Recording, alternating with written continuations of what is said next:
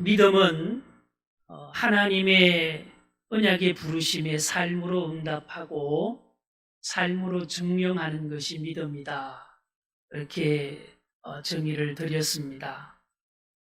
그리고 하나님의 최후의 언약의 부르심은 십자가의 부르심이다 라고 지난 주일에 우리가 함께 말씀을 나누었습니다. 그런데 성경의 역사를 보면 하나님의 부르심을 받고 그리고 그 부르심에 시작은 했는데 중간에 낙오하는 사람들이 적지 않다는 것을 보여주고 있습니다. 아브라함의 아들 중에 가인이 그러했고요. 그리고 노아 시대에는 노아의 가족을 제외한 모든 사람들이 하나님께 심판을 받을 만큼 그러했습니다. 이스라엘 백성들이 광야 40년의 삶을 살면서 그들은 낙오자가 되었습니다. 그리고 구약 성경 이사야서부터 말라기서까지 선지자들의 공통된 메시지의 주제는 돌아오라는 것이죠. 돌아오라는 것은 그만큼 그 시대 사람들이 하나님께 돌아와야 할 대상임에도 불구하고 돌아오지 않았다는 얘기가 되는 거죠. 그리고 예수님의 제자 중에 가룟 유다도 예수님을 팔고 낙오자가 되었습니다. 이토록 많은 사람들이 믿음의 길에서 낙오자가 있었다는 것입니다. 예수님께서 성천하신 후에 성령의 역사와 그리고 사도들의 열정이 있는 복음 전도로 믿는 자들이 많아지고 그리고 교회가 많이 세워졌습니다. 이것은 참 좋은 일이긴 한데 나무가 크면 비례해서 그림자도 크듯이 교회가 부흥하는 만큼 또 다른 걱정거리가 생긴 거죠. 그게 뭔가 하면 이단들의 미혹과 그리고 사회적이고 정치적인 핍박으로 인해서 교회 신앙으로부터 낙오하는 사람들이 많아지기 시작했다는 것입니다. 그래서 성경에 기록된 서신서들, 다시 말하면 로마서부터 요한계시록까지 신약 성경의 절반 이상을 차지하는 이 성경 말씀들의 메시지를 기록한 이유가 뭘까요? 핍박으로 인해서 믿음을 포기하는 자들에게 믿음으로 포기하지 말라고 하는 말씀이죠. 그리고 이단들에게 거짓된 가르침에 미혹되는 자들이 너무 많아서 그 거짓 게임에 넘어가지 말도록 하기 위해서 기록한 말씀들이 이 서신서들의 말씀들이에요. 다시 말하면 로마서부터 요한계시록까지 신약성경의 후반부에 이 모든 말씀들을 내용을 요약해서 정리하면 두 가지로 정리할 수 있습니다.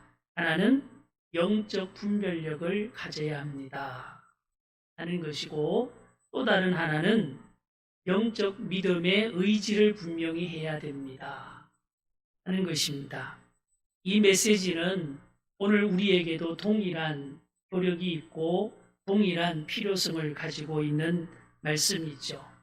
그래서 제가 늘 말씀드렸듯이 우리는 다른 것은 좀 미흡하고 기대만큼 이루지 못하고 때로는 실패를 하더라도 믿음만큼은 실패하면 안 된다라고 말씀을 드렸습니다. 그리고 오늘도 다시 한번 강조해서 말씀을 드립니다. 우리가 믿음에는 낙오자가 되면 안 됩니다. 그리고 제가 늘 비유해서 말씀드렸듯이 예수나무에 끝까지 붙어있는 잎새신앙이 되기를 주의 이름으로 축복합니다. 우리가 믿음의 분별력을 가지고 끝까지 믿음을 지키기 위해서 우리에게 필요한 것이 무엇일까? 간단하게 정리해보면 두 가지로 요약이 됩니다. 하나는 분별력을 위한 신학적인 지식이 필요하죠.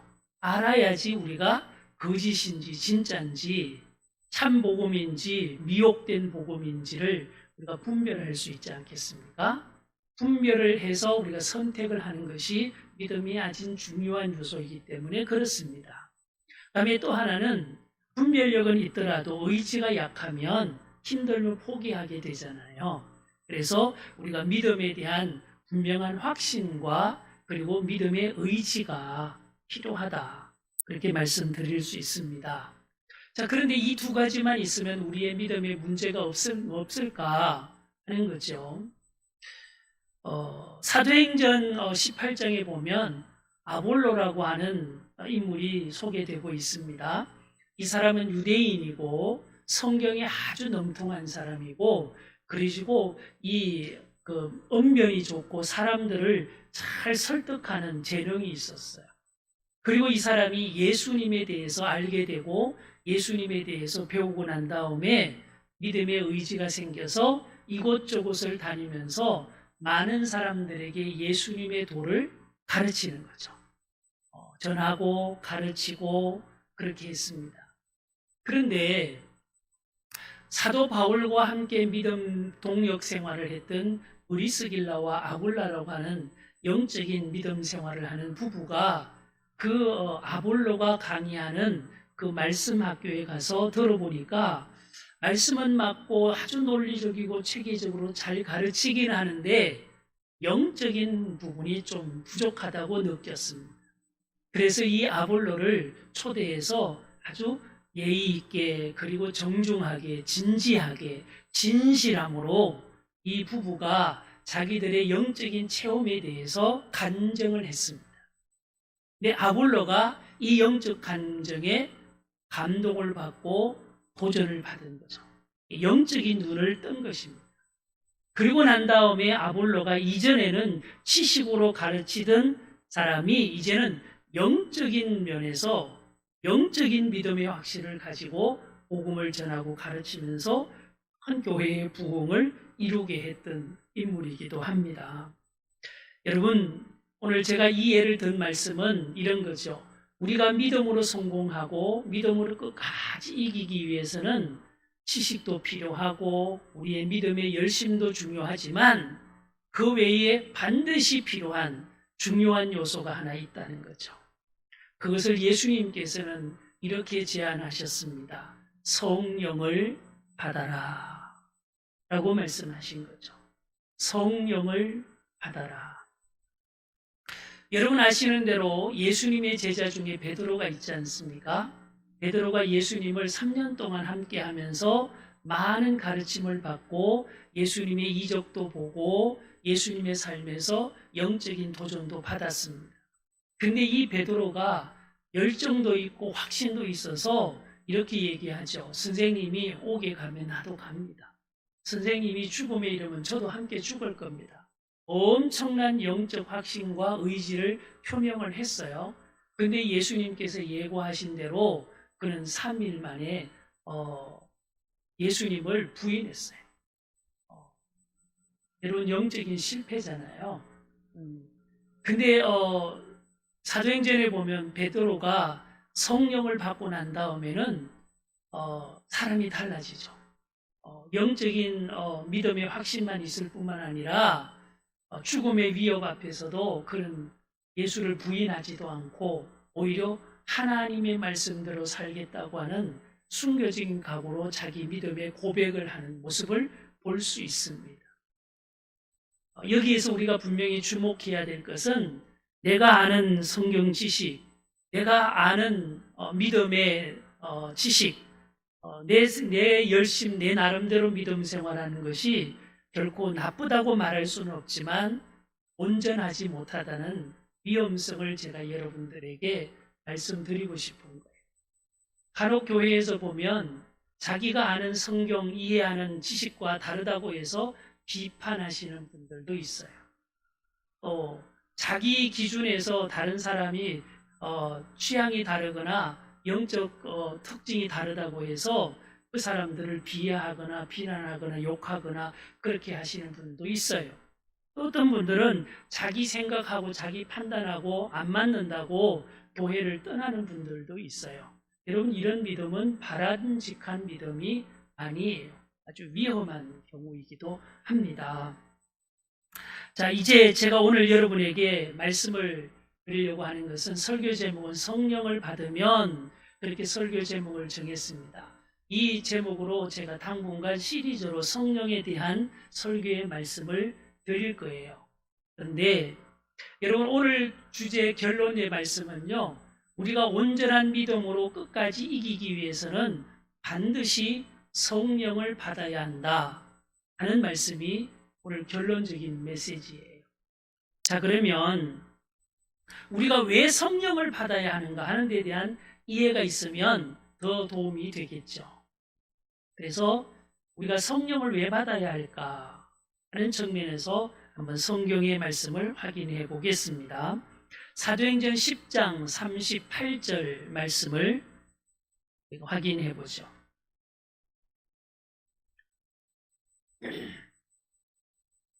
사도행전 10장 38절입니다. 이 말씀은 사도 베드로가 하나님의 강권하심을 받아서 고넬료라고 하는 개인 집에 가서 그곳에서 말씀 집회를 한 거예요.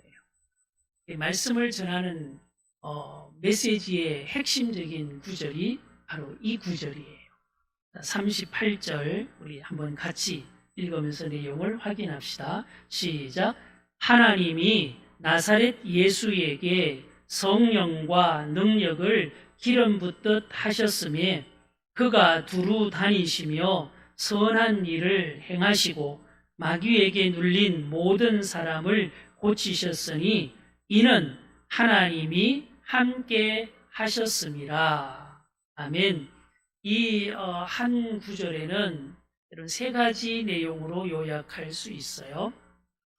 첫 번째는 하나님께서 예수님에게 성령과 권능을 기름 붓듯 부어 주셨다는 거죠.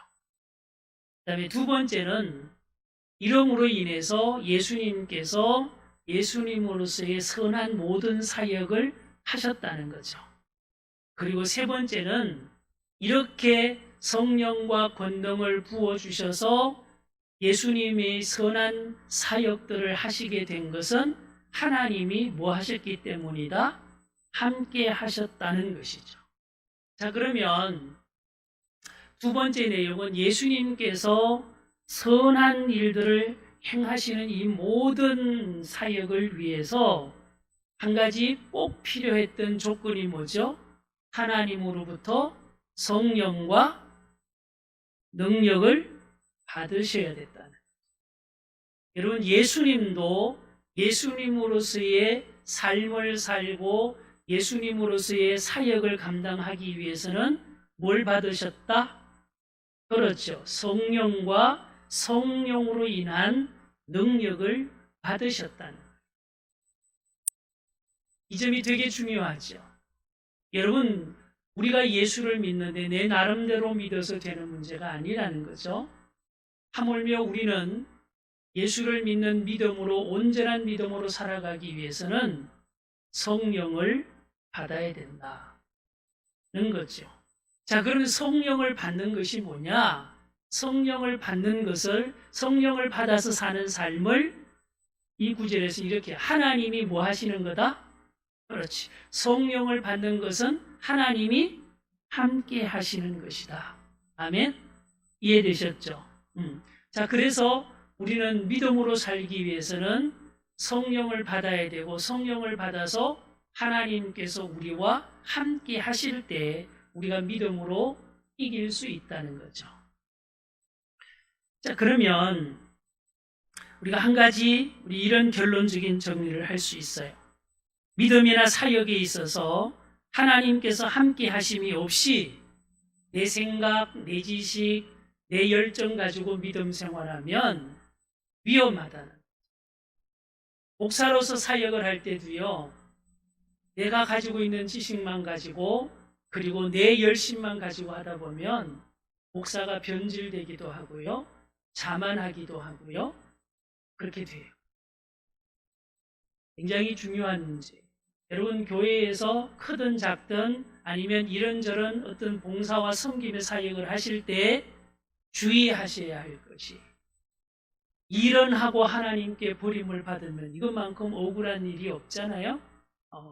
반드시 성령을 받아야 한다는 말씀이죠.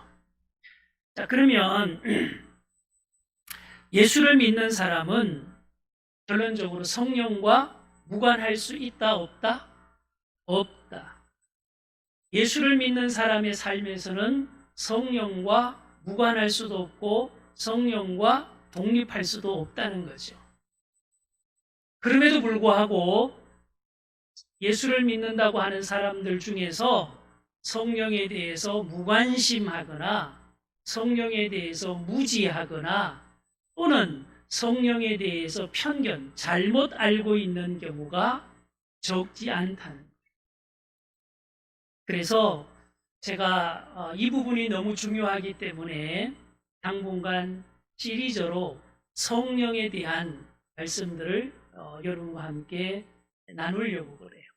근데 우선 몇 가지만 좀 한번 점검을 해보면 성령에 대해서 성령 받는 것과 성령 충만한 것에 대한 편견, 잘못 알고 있는 경우들이 있어요. 그래서 결론적으로 좀 이렇게 말씀을 드려보면 첫째, 성령을 받는 것은 접신이 아니에요. 적지 않은 분들이요. 하나님의 영인 성령을 받는 것을 마치 무당이 귀신에게 접신하는 것처럼 그렇게 생각하는 분들이 있어요. 이런 경우는 성령을 받으면 그냥 쉽게 못 받는다고 생각해요. 그리고 성령을 받을 때는 막 엄청 집중하고 열심을 내고 막 그래서 성령을 받으면 접신을 해가지고 막 이상한 것도 보고 환상도 보고 막 몸에 뭐 어떤 뭐 진동도 느끼고 막 이런 신비한 현상이 일어나야지만 된다고 생각하는 것이 그런 이유 때문에 제가 분명히 말씀을 드려요. 하나님의 영인 성령을 받는 것은 접신이 아니에요. 그 다음에 두 번째, 성령을 받으면 영적 슈퍼맨이 된다고 생각하는 분들이 있어요. 성령을 받으면 막 목소리에 힘이 들어가고 막 뭐든지 하면 기도만 하면 다 이루어지고 막 남들이 못하는 특별한 일을 막 하고 막 이런 생각을 가지고 있는 분들이 있다는 거죠. 그래서 성령을 충만하게 받으면 능력을 받아서 뭐든지 할 수 있다. 못하는 게 없다. 막 이렇게 가는 거죠. 여러분 이거는 아니에요. 이런 부분에 대해서 제가 성경적으로 차례대로 하나씩 여러분들에게 말씀을 드릴 겁니다. 여러분 성령을 받으면 막 무슨 병이든지 다 고치고 성령을 받으면 슈퍼맨이 돼서 만사형통하게 된다. 그렇게 생각하시면 이건 오해예요. 그런 거 아니에요. 그 다음에 또 하나는 성령을 받으면 신비한 현상이나 체험을 해야 된다고 생각하는 분들이 있어요. 그래서 자기가 이런 신비한 체험이나 이런 능력이나 이런 경험이 없는 분들은 자기가 성령을 못 받았다고 생각해요. 성령 받았나? 나는 그런 체험을 한 적이 없고 누구는 방언도 하던데 누구는 뭐 환상도 봤대는데 누구는 막 진동도 하고 막 그러던데 나는 왜 안 그러지? 나는 성령을 못 받나? 이것 때문에 말은 못하고 혼자 엄청 고민하는 분들도 있어요. 그렇지 않습니다. 반드시 그런 체험이 있는 게 아니에요. 하나님의 필요가 있을 때 하나님께서 그렇게 하게 하시는 것일 뿐이에요. 자, 자 오늘은 우리가 사탄의 미혹이나 핍박을 이기고 하나님의 심판에서 구원을 받아서 영원한 천국에 갈 수 있는 강한 믿음을 위해서는 반드시 성령을 받아야 하는 이유에 대해서 함께 말씀을 나누겠습니다. 먼저 확인을 합니다. 여러분 성령은 하나님의 영이십니다. 아멘. 성령은 뭐냐? 하나님의 영이세요. 자, 그 다음에 성령을 받는다는 것은 쉽게 말하면 하나님이 함께 하신다는 거예요. 성령을 받는다는 것을 특별하게 여러분 뭐 이상하게 자꾸 어렵게 생각하지 마세요. 성령을 받았다는 것은 하나님이 뭐 하신다? 네, 함께 하신다는 거죠. 자, 그 다음에 성령을 받으면 하나님께서 우리에게 영적으로 적극적으로 도와주신다는 거예요. 하나님께서 영적으로 우리를 적극적으로 도와주신다는 것이죠. 자, 그러면 하나님의 영인 성령께서 우리에게 어떻게 무엇을 도와주실까 하는 것이 또 우리에게는 궁금한 사항이잖아요. 자, 오늘 이 부분에 대한 말씀을 우리가 좀 확인해 보겠습니다. 빌립보서 4장 6절 7절 말씀을 찾아서 확인하겠습니다. 신약성경 뒤로 넘기시면 고린도전후서, 갈라디아서, 에베소서, 그 다음에 빌립보서 4장 6절 7절 말씀입니다. 자, 일단 같이 읽으시면서 내용을 확인합시다. 시작. 아무것도 염려하지 말고 다만 모든 일에 기도와 간구로 너희 구할 것을 감사함으로 하나님께 아뢰라. 그리하면 모든 지각에 뛰어난 하나님의 평강이 그리스도 예수 안에서 너희 마음과 생각을 지키시리라. 아멘. 자, 이제 6절부터 내용을 좀 확인합시다. 6절의 내용은 이런 거예요. 믿음의 사람은 어떤 상황 속에서도 하나님 앞에 뭐 하라는 거죠? 그렇지, 기도하라는 거예요. 어떤 상황에서도, 다시 말하면 아무것도 염려하지 말고, 그 말은 걱정거리가 있다는 얘기예요, 없다는 얘기예요? 있다는 얘기지. 어떤 걱정거리가 있고 어떤 어려움이 있더라도 믿는 사람은 뭐 하라는 거예요? 그렇죠, 기도하라는 거예요. 왜 기도해야 될까 하는 내용을 그 다음 7절에서 확인할 수 있습니다. 그렇게 기도하면, 그 말이죠. 그렇게 기도하면 모든 지각에 뛰어난, 요 말은 무슨 말일까요? 전능하신 그 말이죠. 그렇죠? 전능하신 하나님의 평강이, 하나님이 주시는 평강이 그리스도 예수 안에서 너희의 마음과 생각을 뭐 하시리라? 지키시리라 그랬어요. 이게 마음과 생각을 지키신다는 점도 주목해 보시고요. 또 하나는 만사 형통하게 하리라, 그런 말씀이 아니다는 점도 주목하시기를 바라요. 기도만 하면 뭐든지 다 이루어진다, 그런 게 아니라는 거죠. 자, 그러면 7절을 좀 더 하나씩 봅시다. 자, 하나님의 평강이, 이 구절은 결과의 구절이에요. 그 다음에 있는 그리스도 예수 안에서라는 구절은 조건 구절이에요. 다시 말하면 그리스도 예수 안에 있으면 하나님의 평강이 이렇게 하신다는 거죠. 자, 그러면 그리스도 안에서라는 말은 무슨 말일까요? 여러분, 사도 바울은요, 신앙 간증을 할 때도 그렇고 믿음의 권유를 할 때도 그렇고 십자가의 복음을 전할 때도 늘 습관처럼 강조했던 믿음의 고백, 믿음을 이렇게 그리스도 안에서, 예수 그리스도 안에서, 이 말을 습관처럼 썼어요. 이건 굉장히 중요한 단어예요. 여러분, 그리스도 안에서라는 말을 쉽게 이해하기 위해서는 예수님께서 하셨던 말씀을 적용하면 돼요. 요한복음 15장에 보면 예수님께서 믿음에 대해서 이렇게 얘기하셨어요. 내 안에 거하라. 그리하면 나도 너희 안에 거하리라. 아멘? 이거죠. 이게 믿음이라는 거죠. 이게 무슨 말일까? 제가 늘 이런 논리적인 설명을 드렸어요. 자, 여러분, 제 이 왼손과 오른손이 있습니다.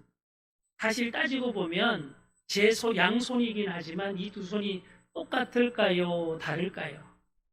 다릅니다. 똑같지 않습니다. 이쪽에 지문도 다르고요. 여기에 달라요. 그렇죠? 다릅니다. 똑같지 않습니다. 자, 그런데 보십시오. 이 왼손이 오른손 안에 들어가고, 그리고 이 오른손이 오른손도 왼손 안에 들어가는 경우는 한 경우밖에 없어요. 그렇죠? 언제? 똑같은. 조금이라도 다르면 못 들어가는 거죠. 그렇죠? 네. 경우는 한 경우가 똑같다는 거죠. 예수님이 내 안에, 내가 예수님 안에 들어가는 거는 믿음은, 예수님 말씀하시는 믿음은 비슷해서 안 된다는 거죠. 예수님과 같아야 된다는 거죠.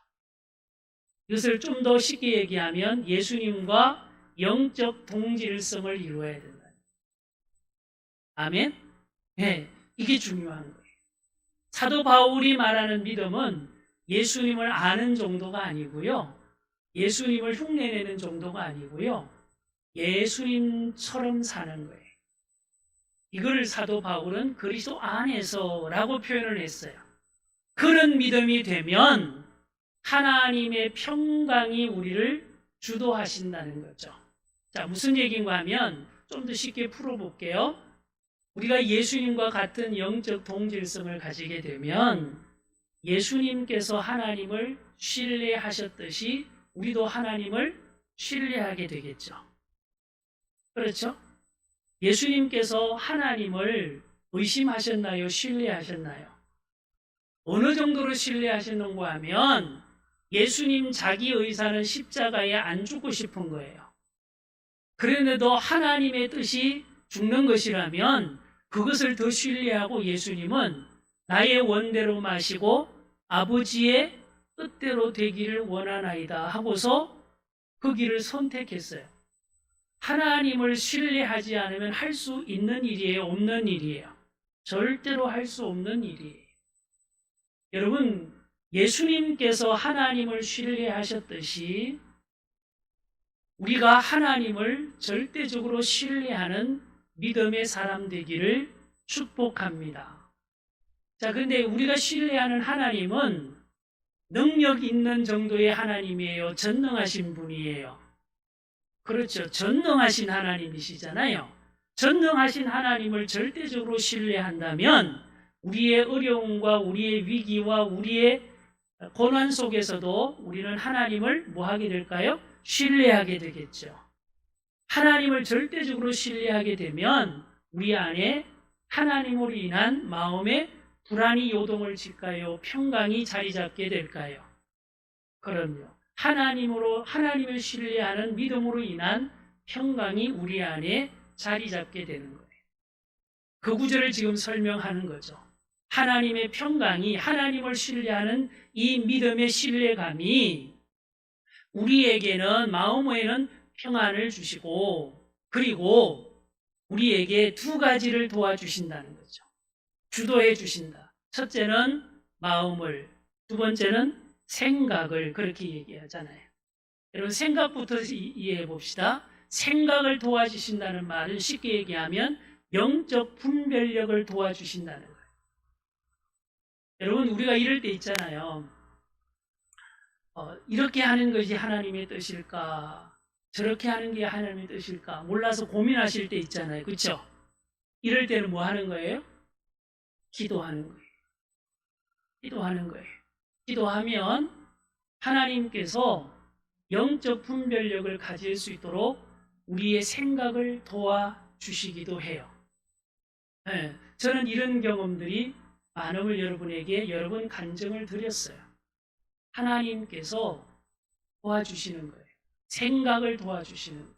분별력을 도와주시는 거예요. 우리 생각에는 이렇게 하는 게 좋을 것 같아요. 그래야지만 사람에게 지지도 받고 또 다른 사람에게 후원도 받을 수 있고 이래야지만 다른 사람들이 허락도 하고 그래서 내 나름대로 계획을 할 수도 있어요. 근데 그게 기도하는 사람에게는 하나님께서 보시기에 바른 길이 아닐 때는 그 길을 막아주시기도 하지만 생각을 바꾸기도 하시는 거예요. 자, 예를 들면 사도 바울이 복음을 전하면서 복음의 대상지를 아시아로 본 거예요. 아시아의 그 많은 인구들에게 가서 복음을 전해야 되겠다. 그렇게 마음에 작정을 하고 판단을 했어요. 그런데 하나님께서 그의 이 영적 분별력을 바꾸게 하시는 거죠.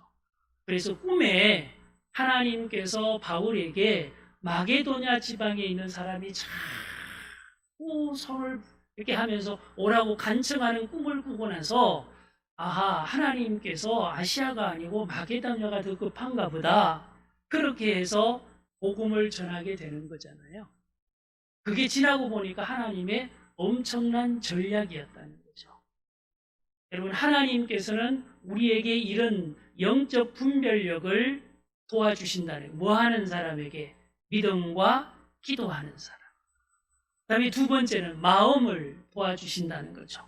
마음을 도와주신다는 것은 믿음의 의지를 도와주신다는 거예요. 자, 보십시오. 예를 들면 여러분 이런 경험 있으시죠? 열심히 믿음 생활을 하긴 하는데 어떤 큰 문제가 닥치고 위기가 닥치면 갑자기 실망감이 들 때도 있잖아요. 그렇죠? 그리고 심지어는 어떤 생각까지 들어요? 하나님이 정말 살아계실까? 이런 생각도 들잖아요. 회의감도 들고 뭐 믿으면 뭐하나, 기도하면 뭐하나, 이런 영적 절망감도 들고 실망도 나고 낙심도 들고 이럴 수 있어요. 그러나 그럴 때 기도하는 사람에게는 하나님께서 마음에 용기를 주시는 거예요. 담대함을 주시는 거예요. 제가 어제 말씀을 준비하다가 놀라운 정보를 하나 얻었어요. 우리 자주 부르는 약할 때 강함 되시는 그 찬양 있잖아요. 예? 그 찬양을 만든 사람이 미국에서 사역하는 미국인인데 이분이 이 찬양을 만들 때는 동성애자였어요. 동성애자였다는 거죠. 그래서 초등학교 때 공중 화장실에서 한 남자에게 성추행을 당한 후로 동성애에 빠져가지고 교회에서 믿음 생활하고 찬양 사역을 하면서 동성애자였다는 거예요. 늘 찬양을 할 때마다 죄 짓는 느낌 때문에 갈등을 느끼고 고민했대요. 그래서 하루는 용기를 내가지고 믿을 만한 목회자에게 찾아가서 자기 고민을 얘기했대요. 동성애에 대한 고민을. 그랬더니 그 목회자가 동성애를 요구하더래요. 그래서 너무 실망하고 놀라가지고 뛰쳐나와가지고 고민하고 그리고 기도하고 그랬는데 어느 말씀 집회에서 이런 말씀을 우연히 들었다는 거죠. 하나님은 우리를 사랑하시는데 우리가 숨겨둔 엄밀한 고민들까지도 다 아시고 하나님께서는 그것도 다 이해하신다, 받아주신다. 하나님께 돌아와서 하나님께 용서만 구하면 하나님은 다 용서해 주신다는 말씀을 듣고 엄청 힘을 얻고 용기를 얻었대요. 그러고 나서 목회자를 찾아가서 고민하고 상담하는 것보다는 하나님께 기도하는 게 낫겠다 싶어서 하나님 앞에 진지하게 기도했다는 거죠. 회개의 기도. 했더니 하나님께서 그 기도 후에 주시는 그 평강으로 인해서 동성애에서 빠져나올 수 있는 힘을 얻었다는 거예요. 이걸 경험하고 나서 만든 찬양이 자기 고백이 약할 때 강함 되시는 그 찬양을 만든 거예요. 근데 한국에서는 이 가사 내용이 너무 좋으니까 많이 부르는데 동성애자였다는 걸 아무도 모른다는 사실이죠. 여러분, 우리가 힘들고 어려울 때 하나님 앞에 기도하면 하나님께서 성령으로 우리의 마음에 용기를 주시고 희망을 주시고 또 우리의 모든 죄에서 빠져나올 수 있는 힘도 주시는 하나님이심을 인정하시기를 바라요. 그래서 여러분, 우리는 우리의 의지로 안 되는 것을 하나님께서 성령으로 도우실 때 우리는 죄에서 벗어날 수도 있고 고민 속에서 자유를 얻을 수도 있고 우리의 무능함에서 힘을 얻을 수도 있는 거예요. 심지어는 하나님께서는 필요하시면 병도 고쳐주시고 이성으로 이해할 수 없는 하나님만이 하실 수 있는 어떤 능력이라도 행하시는 하나님이심을 인정하시고 믿으시기를 축복합니다. 자, 이제 마무리하겠습니다. 여러분, 그러면 예수를 믿는 사람에게는 믿음으로 성공하기 위해서는 절대적으로 성령을 받아야 됩니다. 아멘. 자, 그러면 성령을 어떻게 받는가 하는 거죠. 간단해요. 여러분, 성령을 받는 것은 예수를 믿으면 성령을 받습니다. 간단한 거예요. 성령 받는다고 산기도 갈 필요 없어요. 성령 받기 위해서 여러분 철야기도 할 필요 없어요. 여러분, 예수를 믿으면 성령을 받는 거예요. 그런데 성령을 받는 것보다만큼 중요한 일이 있어요. 그게 뭔가 하면 내 안에 내게 함께 하신 성령님이 지속적으로 내 안에 함께 계시도록 하는 거예요. 여러분, 이게 문제인 거죠. 여러분, 성경에 보면 하나님의 영이 임했다가도 하나님의 영이 떠나는 경우도 있어요. 예를 들면 사울 왕이 하나님께 픽업 되어가지고 왕이 되었잖아요. 근데 그가 하나님을 버림으로 인해서 하나님도 사울을 버렸다 그랬어요. 그리고는 하나님의 영이 떠나니까 그 빈자리를 누가 채웠다? 그렇죠. 악한 영이 지배를 하는 거예요. 여러분, 우리가 성령을 받는 것도 중요하지만 성령과 함께 동거하는 것도 중요한 거예요. 성령이 늘 함께 계시도록 해야 되는 거예요. 근데 상당수의 사람들이요, 성령을 안 받은 것이 아니고 받았는데도 모른다고 하는 사실과, 그리고 또 하나는 성령을 받아놓고는 성령을 말없이 표한나게 쫓아낸다는 거지. 이게 문제인 거예요. 자, 쉽게 얘기를 해봅시다. 여러분 어르신들 중에서 결혼한 아들네 집에를 갔다고 쳐요. 자, 아들네 집에를 모처럼 갔어요. 얼마나 아들이 보고 싶어서 갔겠어요? 자, 갔는데 집에 들어올 때는 어서 오세요 어머님 뭐 이렇게 해서 아버님 해서 영접을 하고는 그냥 식사 대접하고 뭐 그간에 한번 묵고 하고 나서는 그 다음부터는 자기들 바쁘다고 눈길 한번 안 줄 수도 있잖아요. 그렇죠? 예? 그러면 기분은 좋아요? 섭섭해요? 좀 섭섭하죠. 근데 그 다음날 눈 떴는데 인사도 없고 관심도 없고 그냥 밥은 먹는 둥 마는 둥 하고 자기들 바쁘다고 그냥 출근하고 합동하고 뭐 다 그러는 거죠. 그리고 저녁에 와서는 또 뭐 바쁘다고 그냥 뭐 보는 둥 마는 둥 하고 밥 먹고 다 지들 방에 들어가고. 여러분, 이렇게 이틀쯤 자식들이 그러면 거기 계속 있고 싶어요? 빨리 집에 가고 싶어요? 묻는 제가 바보죠. 여러분, 이렇게 믿음 생활하는 사람들이 너무 많다는 거죠. 여러분, 그냥 형식적으로 뭐 예배만 드리고 형식적으로 기도만 잠깐 하고, 여러분 그러면서 평소에 하나님하고 성령님과 눈 한 번 마주치지 않고 대화 한 번 하지 않고 같이 뭘 하지 않고 그러면 성령님이 계시고 싶겠어요? 성령님을 여러분 무관심하고 그리고 성령님에 대해서 외면하면 성령님이 계신다 친들 우리 눈치 보시느라고 성령님께서 역사하실 수 있겠어요? 그건 아니에요. 여러분, 내주하시는 성령님과 함께 제가 늘 쓰리동을 얘기하잖아요. 세 가지 동. 첫째, 동거. 같이 사는 거죠. 그 다음에 두 번째, 동행. 같이 가는 거예요. 세 번째, 동역하는 거죠. 여러분, 어머니 이것 좀 해주세요. 아버지 이것 좀 해주세요. 여러분, 부모님을 귀찮게 하는 게 아니고 부모님을 행복하게 하는 거죠. 맞죠? 네. 여러분, 기도하는 거예요. 하나님과 기도하고 작은 일이든 큰 일이든 기도를 통해서 하나님과 같이 공유하고 하나님께 도움을 구하고 하나님의 뜻을 구하면서 믿음으로 살아가시기를 축복합니다. 이 믿음이 너무너무 중요한 거죠.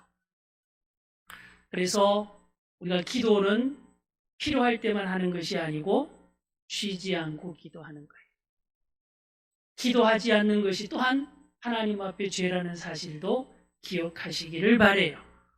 우리의 믿음에 성령님이 절대적으로 필요하고 그 성령님과 함께 동거하고 동행하고 동역하는 믿음의 주인공 되시기를 주의 이름으로 축복합니다.